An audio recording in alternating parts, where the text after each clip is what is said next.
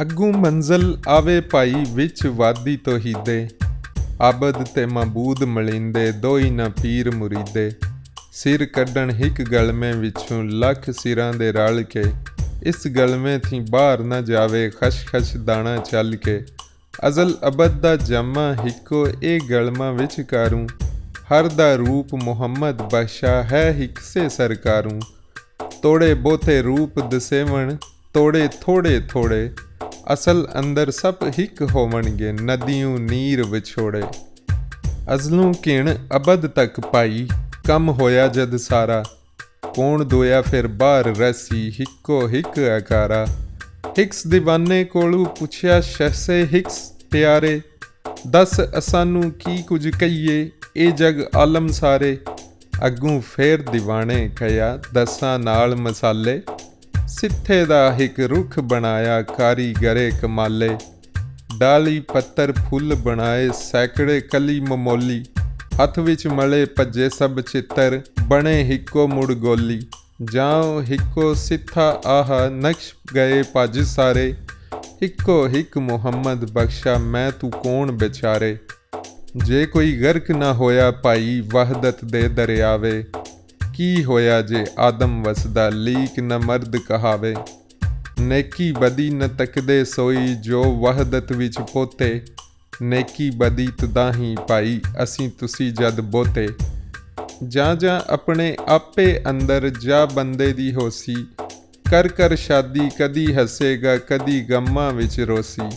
ਜਾਂ ਇਹ ਆਪਣੇ ਆਪੂ ਨਿਕਲੇ ਨਾ ਕੋਈ ਗਮ ਨਾ ਸ਼ਾਦੀ। ਦੋਜ਼ਖ ਦਾ ਗਮ ਖੁਸ਼ੀ ਜੰਨਤ ਦੀ ਦੋਹਾਂ ਥੀ ਆਜ਼ਾਦੀ। ਹਰ ਇੱਕ ਅੰਦਰ ਦੋਜ਼ਖ ਜਿਸ ਵਿੱਚ ਸੱਪ ਅਠੂ ਹੈ ਵਾਸਾ। ਇਸ ਦੋਜ਼ਖ ਥੀ ਬਾਹਰ ਆਵੀਂ ਖਤਰਾ ਰਹੇ ਨਾ ਮਾਸਾ। ਜੇ ਅੱਜ ਬਾਹਰ ਆਇਉ ਨਾਹੀਂ ਦੋਜ਼ਖ ਨਾਲੇ ਜਾਸੀ। ਹਰ ਇੱਕ ਸੱਪ ਅਠੂਹਾਂ ਐਵੇਂ ਰੋਜ਼ ਹਸ਼ਰ ਤੱਕ ਖਾਸੀ। ਜਾਂ ਸਾਲਕ ਇਸ ਜਾਈ ਪੋਤਾ ਆਪ ਮਰੇ ਮਰ ਜੀਵੇ।